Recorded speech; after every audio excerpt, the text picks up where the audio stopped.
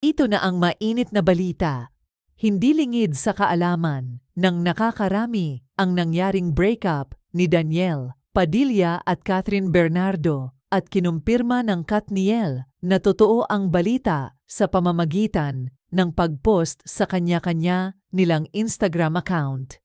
Dahil sa balitang ito, marami ang nadamay sa issue, mga pamilya ng Katniel, kaibigan at ang dalawang babaeng itinuturong dahilan ng hiwalayan. Dahil sa dalawang kaibigan ni Catherine Bernardo na concerned sa kanya, ipinagtapat nila ang ginagawa ng kanyang nobyo habang si Catherine ay base daw sa mga projects nito. Dahil dito natauhan si Catherine at gumawa ng mahirap at mabigat na aksyon at desisyon para matigil na ang pinagdadaanan ng kanilang relasyon ni Daniel. Marami ang mga nagbigay ng opinyon tungkol sa nangyari. Maraming mga celebrities ang nagbigay ng reactions at pagsimpatya sa kanila. Isa na dito si Kylie Padilla. Hindi napigilan ni Kylie ang mag-post ng kanyang saloobin tungkol sa Katniel. Naglabas ng post about sa breakup ng Katniel at makikita dito na lubos na naapektuhan ito at nalungkot sa nangyari at nagbigay din ng advice para sa mga netizens. Eto, ang post ni Kylie Padilla. I so badly want to respond to this sarcastically, but I respect the people involved. Let's not forget that they are human too and need to process their pain. If we could try to respect that without adding fuel to the fire, would be much healthier for them. Class can't be bought.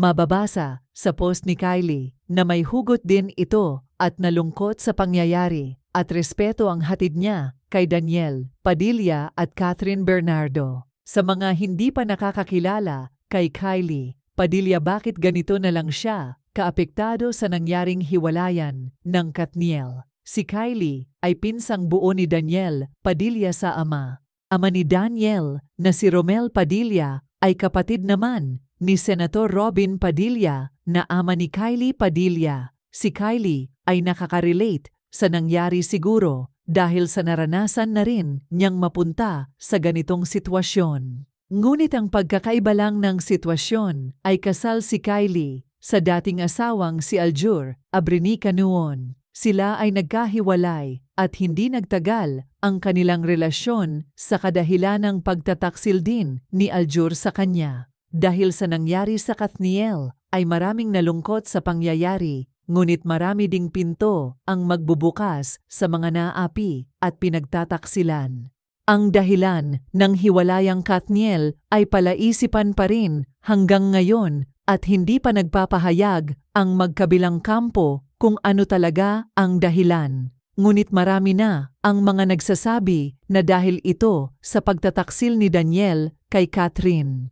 Kung may katotohanan man ito, ay mas maganda na rin na bigyan na muna nila ang isa't isa ng sapat na panahon para iproseso ang mga nangyari at lalo na ang kanilang sarili.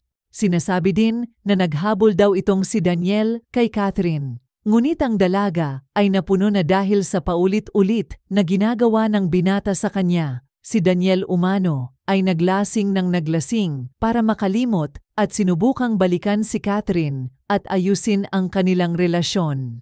Kung anuman ang kalagayan ng dalawa ngayon, sana ay mayroon na silang katahimikan sa kanilang puso at deserve din ni Catherine ang sumaya. Malakas naman ang mga fans sa trending ngayon na Kathden tandem. Marami ang mga fans na nagsasabing malakas ang chemistry ni na Catherine Bernardo at Alden Richards at pareho daw silang mababait na individual.